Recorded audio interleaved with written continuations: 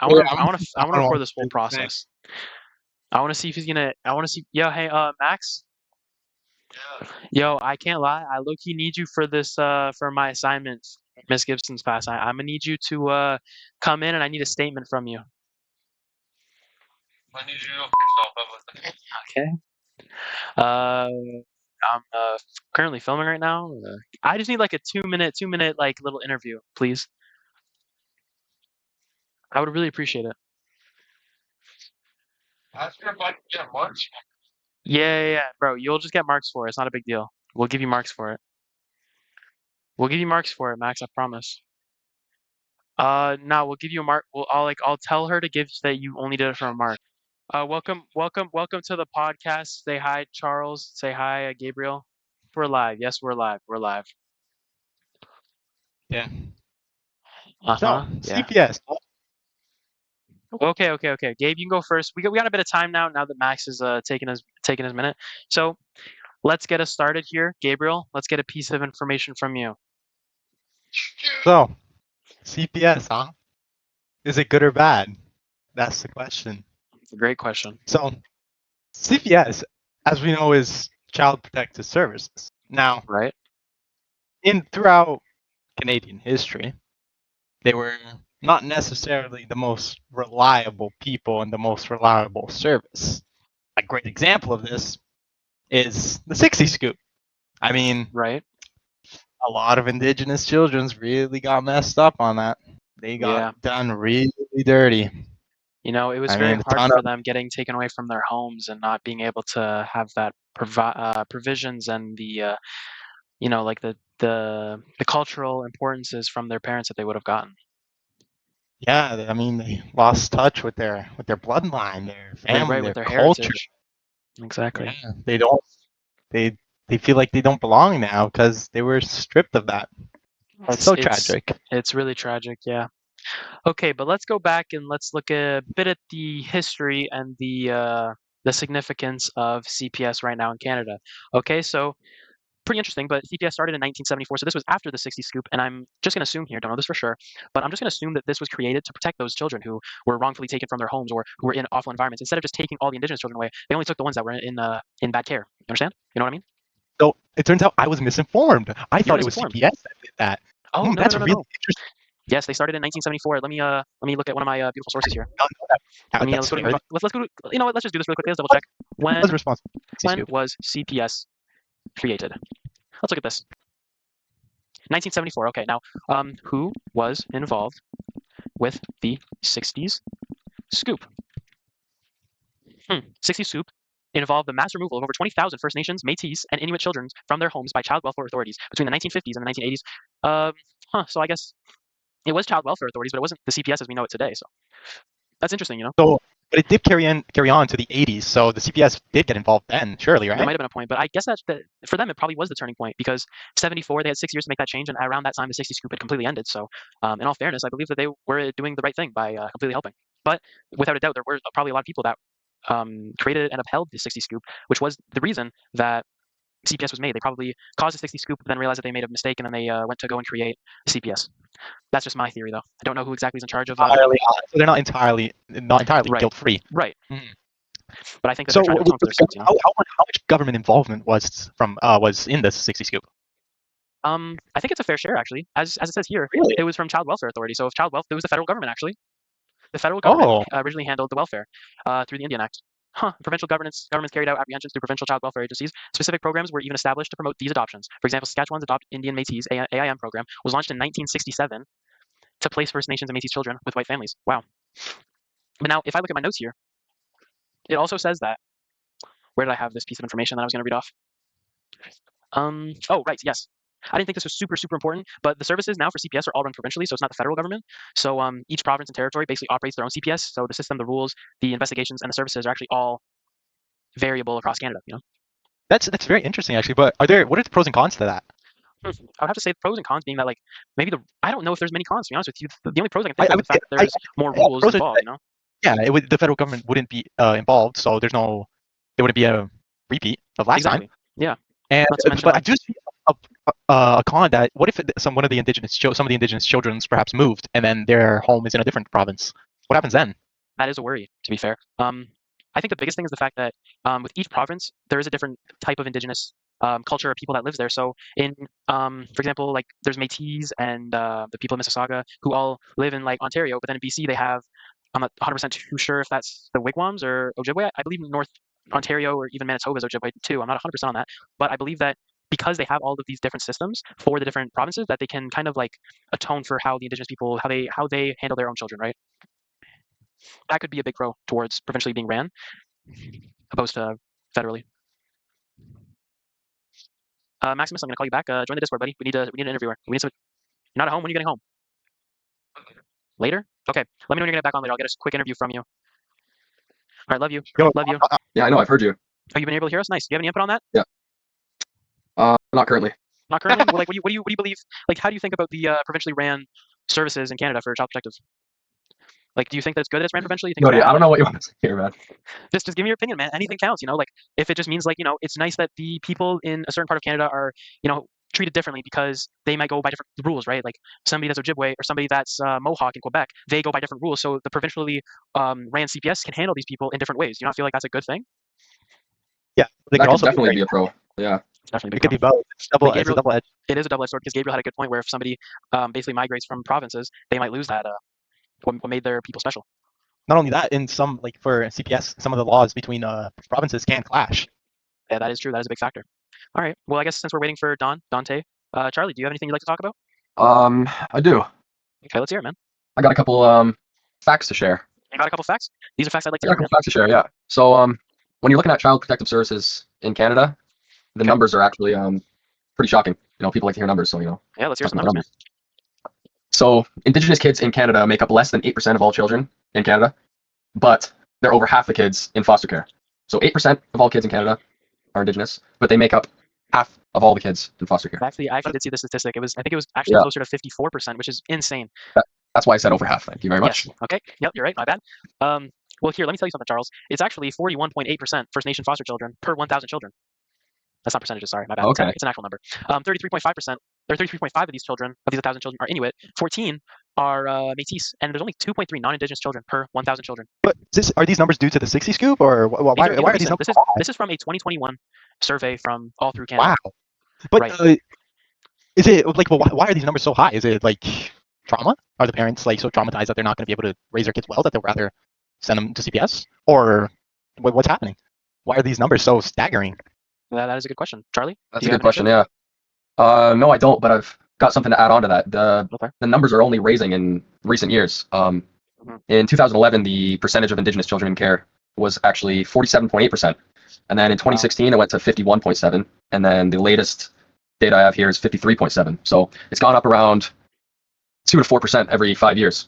That's awful, man. Well, I can't actually give an answer maybe to both of those, and maybe not like a full answer, but this is definitely something that has occurred a bunch. Is what we've heard in class as well as things we've seen on the news and what we've seen in media as well, where these people have dealt with so much trauma in their lives, either that being residential schools, alcohol abuse, drug addiction, where they're unable to care for those children. So sadly, CPS has to come in, take them away because of all these, like you said, Gabriel, is intergenerational trauma, where they're no longer able to take care of their kids the way they want to. And on a positive note, CPS is actually CPS. Sorry, guys, I'm just flipping pages right here. CPS is actually making a good change to where the child protective services, like the agencies that investigate these reports of abuse and neglect, their investigations don't take away the children anymore, but they mandate and they basically try to stop the physical abuse, the sexual abuse, the neglect, the emotional harm, and like any situations where the kids might be at risk. So they report these incidences to the number, which I'll give the number here for anybody that might need this. So it's one for Ontario or Canada, 905-433-1551. So that is if you're dealing with a domestic dispute in your house and you would like to call Child Protective Services.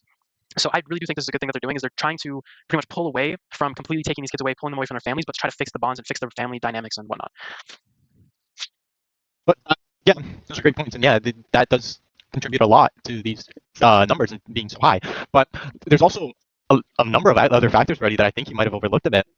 What might that be? I'm here to learn, man. You So tell me.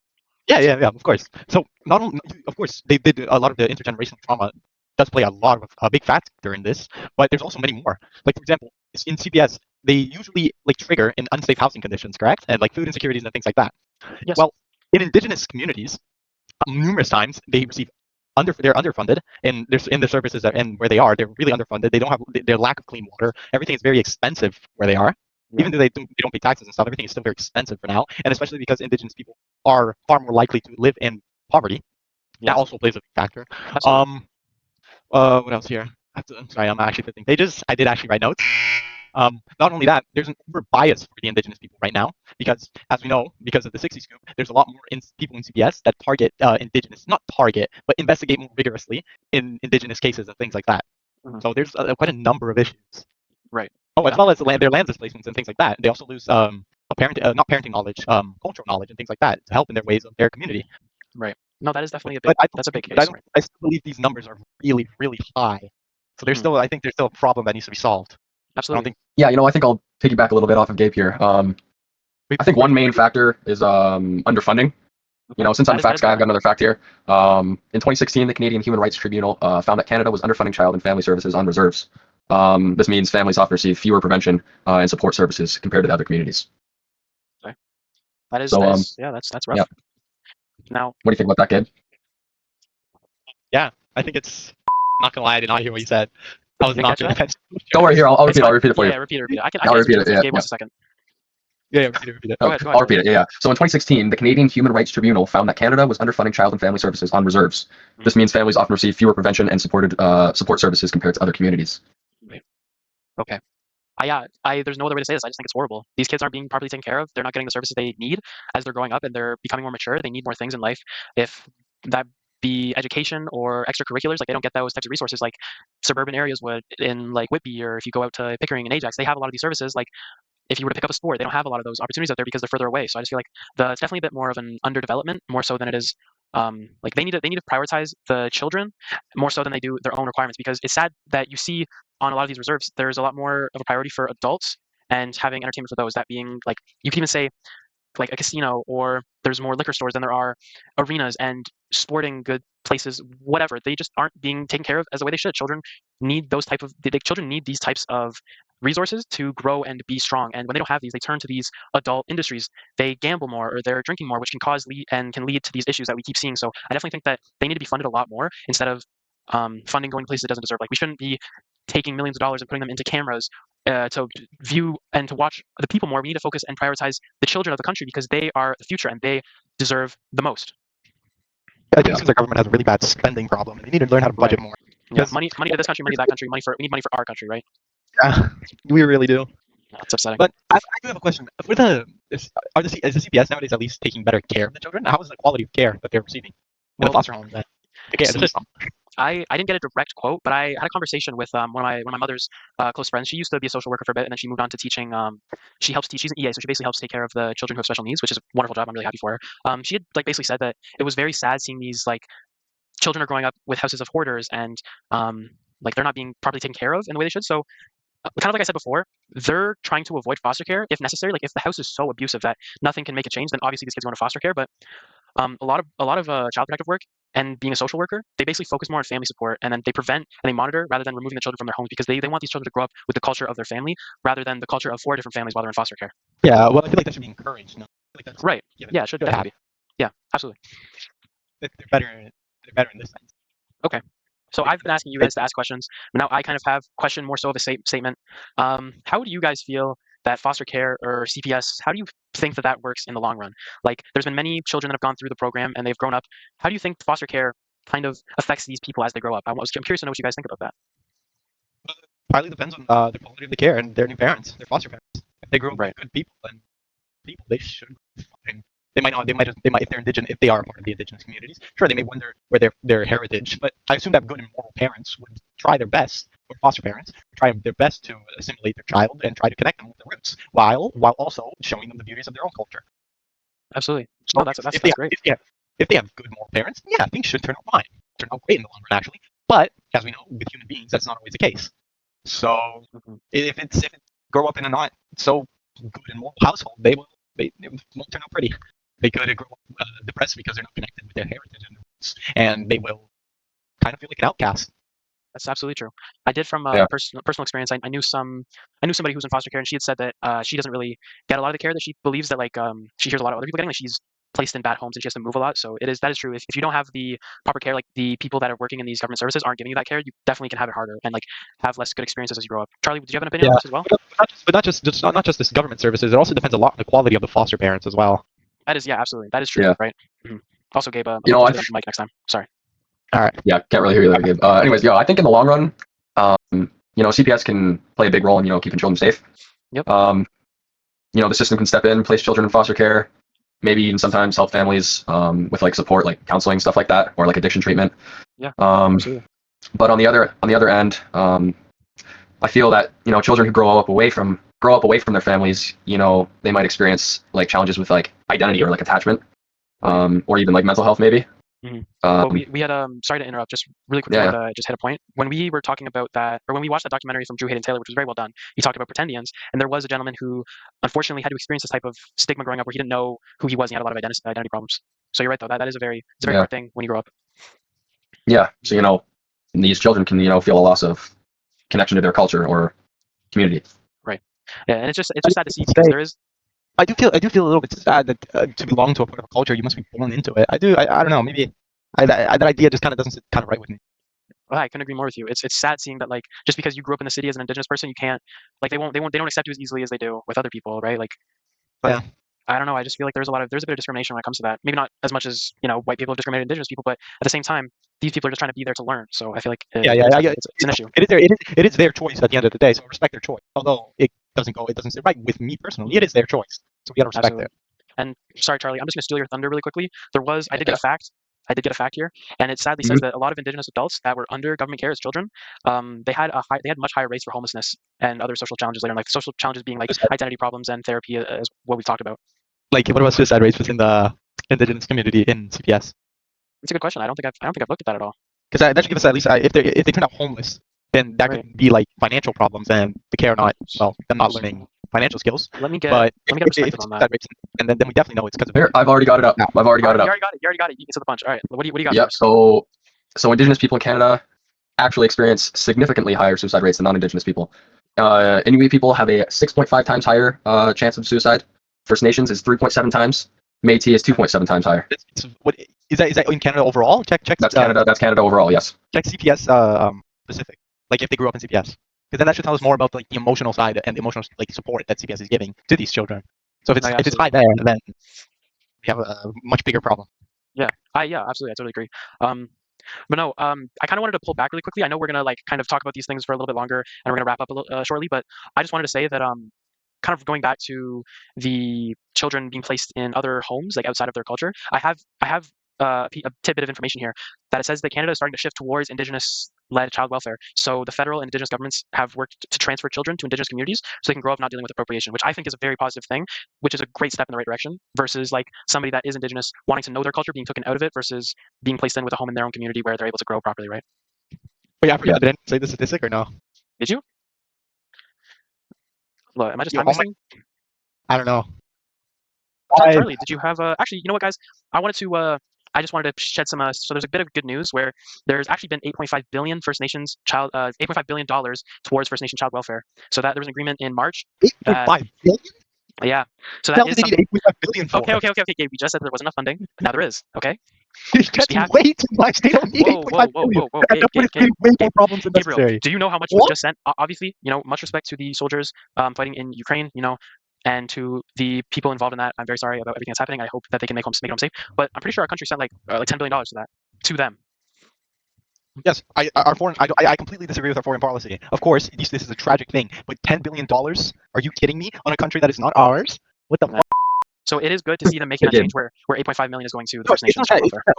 War is terrible. Like, guys, we have too many problems in our side to be focusing on other people's problems right now. I couldn't agree more with you. It is a tragedy, but at the same time, if we want to give them money after the war and help them like reconstruct, yeah, that's fine.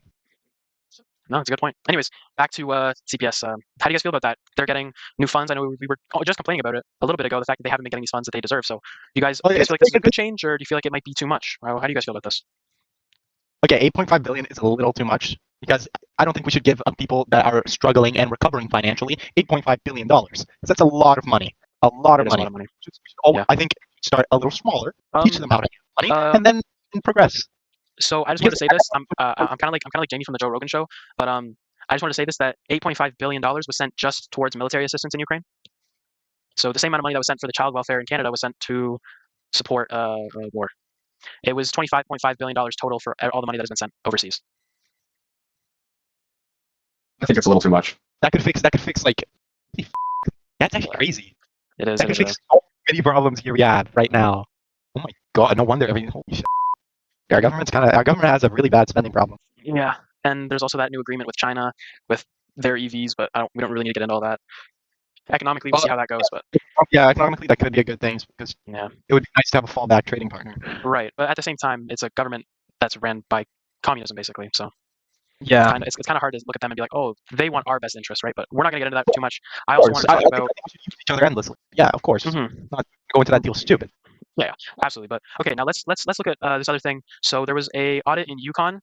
Finds missed protection deadlines. So a 2026 audit of Yukon Child and Family Services found that 37% of reports involving children at risk were not assessed within the required 24-hour period. So that means that there were almost 40% of Indigenous children, or not even Indigenous children, but just families inside of the Yukon, the territories in northern Canada, that were not even looked after whatsoever in that 24-hour period, which, maybe they got there 48 hours or something. But in my opinion, if you're calling Child Protective Services, you need support now, and I think that's awful.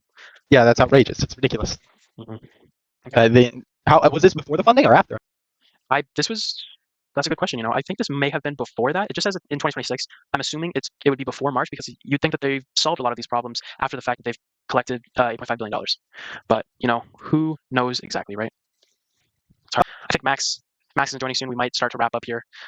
This has been very informative. Guys, I really appreciate you us doing this episode. It's been very, very, very nice. Now, any other last points you guys want to talk about at all? Like either that be something a bit negative, something a bit positive. I think we. Hey, Max, welcome to the podcast, buddy. W. Molly. Oh yeah. Max, welcome to the podcast, buddy.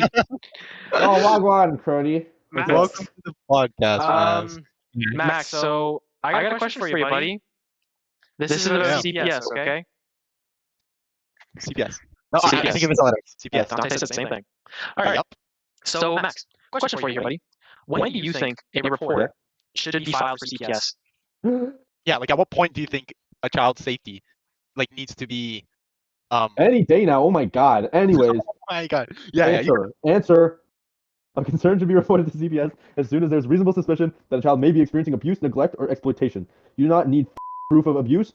It is CPS's role to assess and investigate the situation. So anytime ensure the child's safety and access to appropriate support. So anytime there's an incident that can cause harm, you should report it? No. Yeah, harm. Anytime you feel like a child is in danger, you should call contact. No. Me? Yeah, one more time. Oh yeah, okay. So basically, whenever you feel like there could be a danger or there is a danger, you must report to CPS. Okay.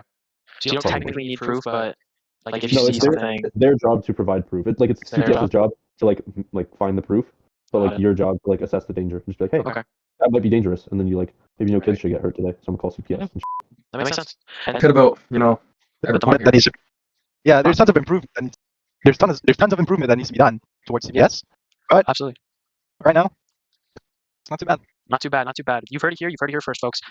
CPS, they're beginning to do their best. They're beginning to improve, but sadly, we've seen some uprises within the Indigenous communities being involved with CPS. So hopefully, we can see that being improved on. I have actually another point here that a lot of children are being placed with their relatives, so their aunts, uncles, grandparents, whatnot. They're able to appreciate the culture more. Is it like a next? Is it like a next? Yeah, next of kin. Yep. So it's really really good for them. I can't lie. I might just do like a private interview with Maximus after this. We'll get his opinions on the whole topic. I'll do a bit of editing, get this all coordinated properly. But anything last you guys want to say? Any thank yous or anything to end the episode off? I guess we'll just have to hope that Child Protective Services improve in the future. That's it. Right. That's awesome. Charlie, any last words? Nothing further on our topic. Just thanks for tuning in. Thanks for tuning in. You heard it here, guys. And again, I just wanted to thank you guys for your time. I did learn a lot. I hope you guys learned a lot as well. Thank you for coming in, and thank you very much. Have a good day, you guys. I love you, boys. Hello? Yeah. Love you guys. Love you guys. Love you guys. Yeah, love you, Brody. Love you, Brody. Love you too. Okay, stay back. Okay, I'll end it right now. 1, 2. Can't hear right now. Our guest can appear. All right, bring him in. Just give him a sec. Bring him in. Well, let's get some consensus going. Charlie, anything you want to say while we got this little bit of a buffer? No, I don't. Nothing No. to talk about? Not currently. Not currently? Okay. Well, if you don't mind, I'd like to bring something up. I was wondering if you had any knowledge or experiences prior to doing a bit of research on CPS, like something that you might have known that was kind of like, might have been upsetting or might have kind of, I don't know, made you feel one way or another. I'm going to be completely honest. Before doing any research, I had close to no knowledge of CPS. I know it's a thing and all that, but. Well, there he is. And this is our guest, Dante. The Don. Oh, welcome on. Welcome, Big Dante. Don. Dante, just a preference. I am streaming this. This is for our assignment. I'll blur your name out for obvious reasons. Yeah. So watch the cursing as much as possible. Gabe lets him slip. Don't mind it. It's not a big deal. But just Wait. Oh, can you like do that or what? Oh no, I will. Wait, I think it's the. Can you delete that too? Chill. Okay, my fault. I got you. All right. So, like I said before, I am streaming this. So, with Delicate care. All right. So, Gabe, did you have any questions you want to ask Dante? He is your guest, of course. You get first pick. Oh. What do you think about CPS in Canada? I know you're like a big expert on this. Yes. CPS? Yo, I can take Oh, you're right. It's I can't lie. I took Yo, get him out of here, bro. That's fine. We'll work. Yo, CP, quiet down, bro. Come on. Word to my mom. All Okay, right, so all right. let's hear it, Dante. What do you? No, How what do do you you think about about Child Protective Services? Child Protective Services. Um, Like people that are in it's- social work or like foster homes and whatnot. I think it's good. This It's is good to the, protect the children. Yep. Gabe, what the hell? This is the expert. Anyways, okay, Dante. I like that opinion. you. Now. Do you I was think wondering if you. your opinion, do you think they're underfunded and do you think that's a big reason of why the children are not being taken care of? Yep. Yes. Thank you, Dante. That is a great opinion. Exactly. That's exactly it. And Dante, I'm Yeah, curious. think about the same thing. Nice. Maybe that's Dante, the thing. I was I curious. think I'm actually more curious. Dante, do you have any Screw you. first-hand I experience? hate your guts.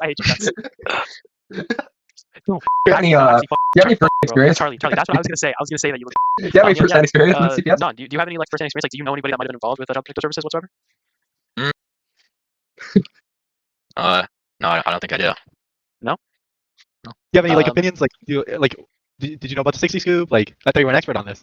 60 scoop is that like the Indian thing? Yeah. Yo, we're not putting any of this in. None of it. We're not- gonna have to do a briefing here, okay? So yeah, you got anything of value to say before anything like of importance? Like what do you think is like the best interest to these indigenous people? You gotta keep them safe. Gotcha. All right, that's later to Dante. He was very well informed. That was our quote unquote expert.